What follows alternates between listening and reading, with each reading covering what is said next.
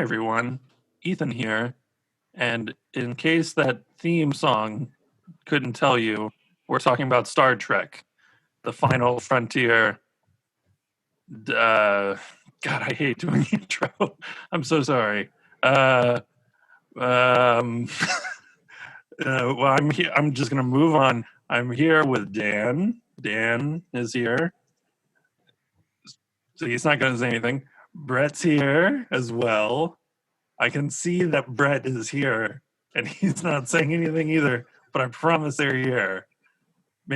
Should I beam them in? Right? Star Trek. You guys get it. I couldn't keep quiet. I hate introing so much. That's the intro. I'm not changing a fucking word of that. That was the best intro we've ever had on this show. Good job. Thank you. Victor, go ahead and add beaming noises in. Yes. Just make it look like Ethan did something there. Welcome, everybody. You know for a fact Victor is not going to add that. He's not putting in the beaming. Nope, not at all. You know what? We'll just do it. There we go. There you go. That's as good as sound effects that you guys are going to get me on. It's about as good as the original series sound effects. So That's probably how they made them. I assume they used a theremin, if I had to guess. I think theremin. So. A theremin. Like from we Doctor have one of Who? those. Is that what we're talking about tonight? No, we're talking about the theremins. Yep. We're talking just about theremins and their impact that they've had on folk music. It's none. It's no impact. Thanks for coming, everybody. Well, that's the end of the show, folks. Thank you so much. So as Ethan said, we're going to be talking about Star Trek today, which some of you may think, now hang on, I signed up for a folklore podcast. What the hell are they talking about Star Trek? And the answer is, motherfuckers, it's right in the subtitle. It's an American podcast, and Star Trek is an American phenomenon. So if you've got a problem with us talking about Star Trek, I don't blame you, and I'm very sorry that we went off brand. Sorry. And to be fair, when you're talking about pop culture of the 20th century, we do have some bleed over from things that people think of in popular imagination. So Star Trek is something that has been capturing the imagination of the American people since, the second half of the 20th century and well into today. So you're welcome for us picking this topic, everybody. Yeah. Right. Yeah. I haven't watched it, though. Is it good? I don't know either. You haven't watched it? Oh, my God. Just kidding, folks. We all love Star Trek here. We do. I have to admit, before we go in, though, this is important. Really, my Star Trek knowledge comes from the Next Generation era. That is pretty much where my knowledge lives. I have watched a little bit of Deep Space Nine, and I tried Voyager. That was a mistake. Wow, you and I have the exact same Star Trek profile, Dan. That's amazing. Hey, no kidding. But I will note, I have definitely watched all of the movies. So I don't know if you have that going for you, Brad. I do. Oh, okay. Yeah. Well, then, yeah, no, it's the exact same profile. Ethan, you're literally the only different one here. Tight. Ethan, what's your Star Trek profile if this is a Tinder profile? So my Tinder profile for Star Trek, which, while I talk, let's try to think of what the Star Trek dating app would be called. Ooh. So my profile is the original series primarily. I'm still finishing up the original series. I've watched like a dozen Next Generation episodes. So you're in the bad times of Next Generation. Yeah. Yeah, you're in the bad early Next Generation. No, I did skip around with Next Generation. So okay. The first Star Trek I ever watched was the Borg episodes. Okay, well, you can't just skip to the Borg. That's not fair. You have to I slog through some shit before you get there. I went straight to Borg, fucking loved it, moved on to the original series. So you're immediately just disappointed. All over the place. And I've seen a few of the movies. Okay. To be fair, that's kind of how I first watched Doctor Who. And I know this isn't our Doctor Who episode, but first time I watched Doctor Who was basically on shuffle, which I think added to the time travel element of it. But just as a note.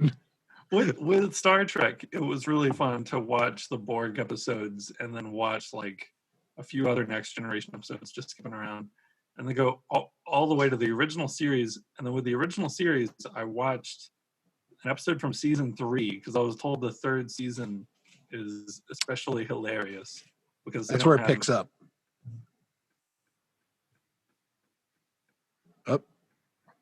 In the original series, they're in like the one I watched is they come across an alien race that looks and acts exactly like a Native American tribe in California.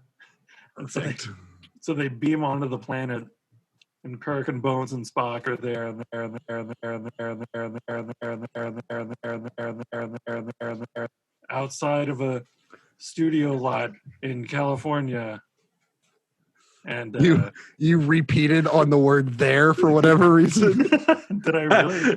That was surreal. I have never experienced that on a teleconference. Yeah, literally. Fuck. I hope it recorded this way, but literally what we heard, and I'm sorry, audience, if you have to hear it twice, was they beam and they're there and there and there and there and there and there. But your video kept, obviously you were, making points and, like as you're gesturing around, but that was wild. I'm so sorry. Oh, fuck. Hey, man, GFY Live is tough gig. Tough game, everybody, when you're separated by a pandemic in the entirety of the United States. So, hey, we're trying, everybody. We're doing our best, folks. A for effort. That's right. Maybe a solid B or a gentleman's C sometimes. So anyway, go on. Means, no, they were there. And there. and there and there and there. So they're on, like, they're in California where they filmed the original series, and they're like, what the fuck? This looks just like Earth. And it's like, because you're on Earth. Like, they look just like Native Americans, and it's like, yeah, you're using costumes from Gunsmoke. Like, I'm glad that was the point that we were waiting to get to right there, is that they were on Earth the entire time. And the Star Trek filming of this episode in season 3. Classic sci-fi trope brought to you by Star Trek. Exactly. So that's me and Star Trek. All right. Do you know what your Star Trek dating app profile name would be? Ooh. Mine's too much of a stretch, but immediately I wanted to call it the Captain's Log. But I wanted to make log into a dick joke, and I just don't know how to do it better. It sounds like a poop joke. That. It could go either way. I'm here for it either way, though. Oh, you know what? How about just Beamer? It's like beam with an R at the end. Beamer. BEAMR. Yeah, and you beam on or turn off the beam. Yeah, that's a really good one. Yeah, very good. Damn. Mine are just, I can't beat those. Absolute shit compared to those two. I was really stretching, man. I'm just going to go ahead and do hard pass on that one because those are just gold. Yeah, I was trying to do something with like live long and prosper, but like Beamer is the one. Beamer sounds like a 2010s era application name. Yes. You could also easily kind of play with, like, if you wanted to make it like really for the fan base, call it like V'ger. Yeah. Okay. I get that. I could get behind that one. That could work, but that's, or just Voyager. It's not bad. Oh, Voyeur. Voyeur, like pornography. That's what the people want. Right. There we go. They're like, oh, perfect. I know this. We did it, guys. We did it. I want to do something that simulates an act that would put me in jail in real life. But the simulation is there for me. It's just a sim, so who cares? Yeah. Right. Get me on the holodeck, am I right? So now here's the more important question, because like if we're talking Star Trek, obviously the three of us are, as you know, not Star Trek experts. In fact, the Star Trek expert of the Go Folk Yourself team is Dan Kay, who could not record today. And I'm sure he would have a lot of opinions on this, but let's dig in a bit, because I would like to talk about specifically the idea of the Federation.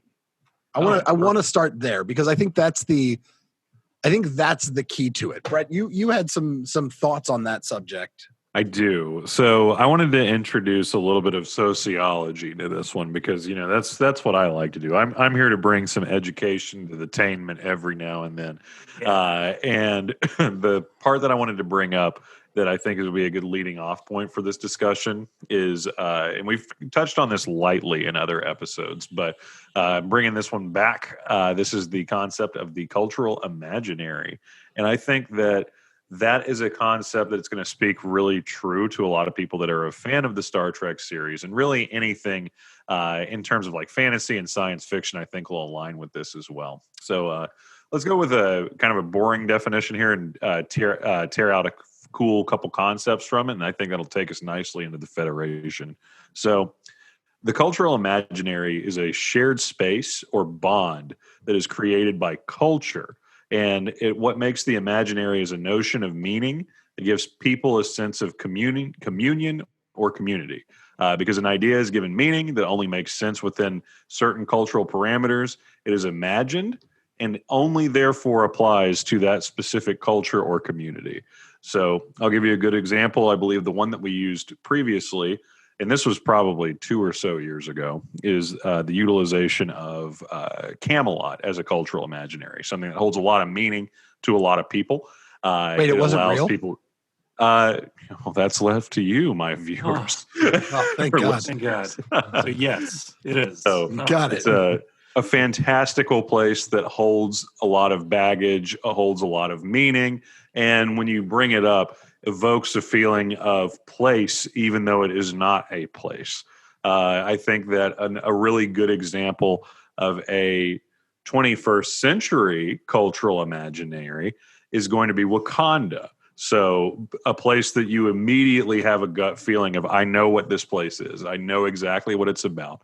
And I understand that there's emotion attached to it, even though it's a place that is A, new to a large audience, and B, fictional, but is still something that people can rally behind and understand. So with that being said, I feel like the Federation is the most appropriate mid-20th century cultural imaginary that we could possibly fucking have.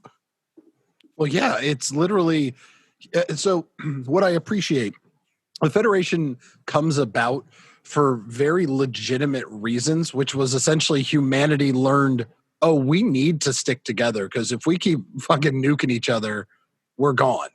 Right? Exactly. Like the Federation came about through great strife, and is, I think, one of the most idealistic ideas that humanity could ever strive for, which is just, I don't know, Earth as our identity, and not like land masses as our identity all that alone is, I think, speaks volumes, especially because if we're talking original series, we're talking Cold War era.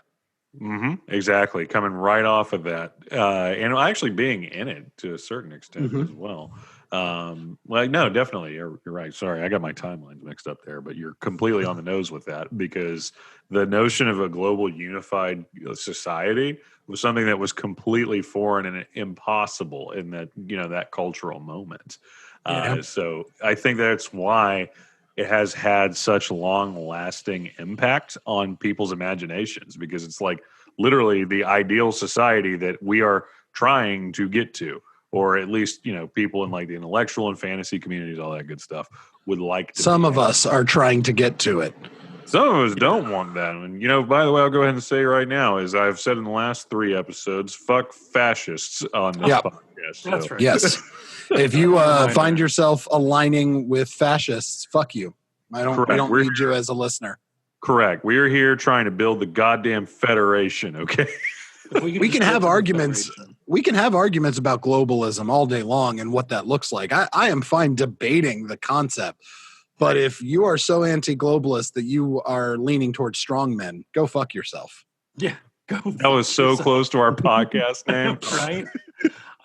I love that the title of our podcast has taken on that separate meaning for fascists. So we're talking Really? about folk, but we're also telling fascists to go fuck themselves. Well, it's very funny to me because it's a thing that I would imagine that a fascist would like is a sense of folk, right? And then we're putting it right in their face. So they can kiss my ass, et cetera, et cetera. Let's continue talking about the Federation because it's literally what I would love to live in.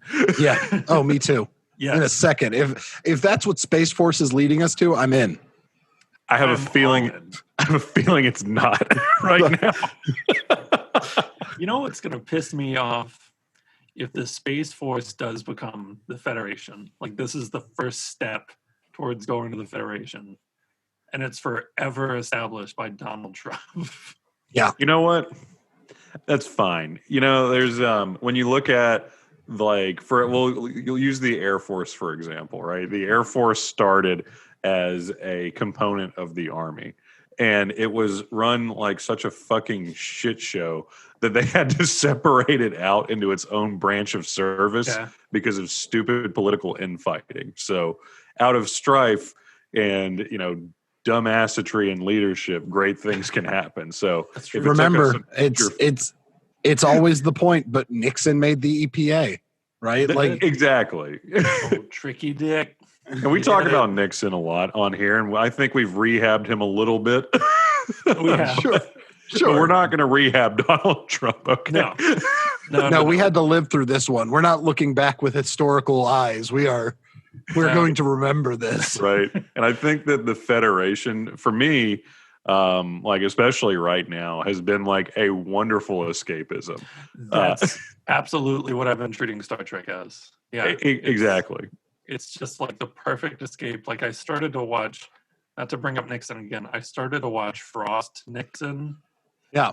And that movie has aged like milk because of the shit happening right now with Donald Trump, like blows all that shit out of the water. So like any of the political intrigue or what's the word I'm thinking of? The like Malfeasance. surprise, like yeah, where you're like, oh my God, like that's fucking nothing compared to right now. So I need to go way out to Captain Kirk, fucking aliens. And he does love fucking those aliens. I think Captain Kirk is so fucking hilarious. He just kills it every episode with his like pensive glare. I love it. Shatner, it needs to be said, Shatner is a terrible actor. I love William Shatner. I love William Shatner so much. He is a terrible actor. Just he goes to the 10. worst. He's got that Nicolas Cage energy. Yeah, that's what it is. Him and Nicolas Cage come from the same school of acting. Yeah, another favorite actor of mine. I see why I love.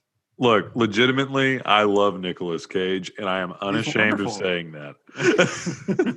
I do not like Nicolas Cage. I specifically only like certain movies, like Leaving Las Vegas is great. Raising Arizona, obviously great. Wait, no, yeah, that's what I meant. Leaving Las Vegas wasn't him, was it? Or was it? That's him doing the Elvis impression the whole time. Oh no, I do like that one. Yeah, I like him in that one. There's this movie named Joe you guys should check out that came out like 2 or 3 years ago. I don't trust a movie named Joe. I don't know why. That sounds awful. It's an indie movie based off a book that was really good. It's a really, really good movie. And Nicolas Cage has a big beard in it, and it looks fake, but it's real. It's wild. Weatherman, great Nicolas Cage movie. I've never seen Weatherman. Oh, there you go. Watch Weatherman. That's a good one. It's actually very good. That's what's weird. Some of his films are like. But anyway, back to Shatner. Yeah. Tell me more about your love of Shatner as Captain Kirk. I think that if Star Trek wanted to really get a new series, and get people excited about it, they would stop trying to get people to be Picard because no one's going to replace. You can't.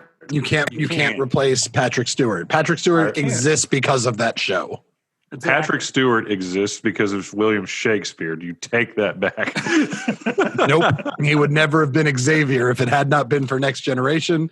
That is And thus, correct. Ian McKellen never would have had a Twitter. So this timeline is very hinged Very upon Next. important. So I think they should move away because they're trying, in all the other Star Treks I've seen, they're just trying to like replace Picard since Next Generation, of course. And I think they need to get a captain that replaces Kirk. And this kind of leads into, all right, not replace Kirk, but he's of the Kirk school of captaining, where you don't know what the fuck they're gonna have, like what's gonna happen, what they're gonna do. They're a wild card. Yes, absolutely. And I think what they should do, because we're about to talk about how progressive the original series is, Sure. I think it would be awesome if they had a new Star Trek series where the captain is a non-binary person, but with the energy of Captain Kirk. I think that would just be fucking incredible. That is the beautiful part to me of just the entire universe is that it's a post-capitalist society that has all universal needs met, augmented by technology, where basically work is irrelevant, but it's a search for science for the sake of learning and communication. And I think you're right on the nose with what a new generation captain should look like. Because it's taking what we have now and advancing it 300 years. So yes, why wouldn't we? Right? Why wouldn't there be a non-binary person as a captain surrounded by a crew of just everyone all across the spectrum? I think it would be incredible. Exactly. CBS, I know you're a frequent listener, okay? And you take what we say very seriously. So just do it. I think what you've just suggested, Ethan, is that we write our own Star Trek fan fiction, which really is the perfect segue to the most important point about Star Trek, which is the fan base. Yes. The most important part is the fan base. You're absolutely right. As a member of that fan base, yes. No, like legitimately, I think that's the, so we can talk about the social constructs suggested by the show and the narrative itself, but in reality, the ripple that Star Trek had, the biggest ripple is if you are in any way a nerd. Anyway, so like for example, growing up, I was a comic book nerd, right? That was my clique. Nice. I knew comic books, and then to a certain extent, anime and WWF, and it was WWF at the time. Thank you so much. That's not E. We're talking Attitude Era here. Attitude Era. That's late 90s, early 2000s. EX suck it. That's right. Take that, establishment. But if you are in any way a nerd or you align with any part, but you are looking at Star Trek and you're like, well, that's not really, I'm not into that. That's fine. You don't have to be, but you owe a lot to Star Trek. Your idea of what a fan base does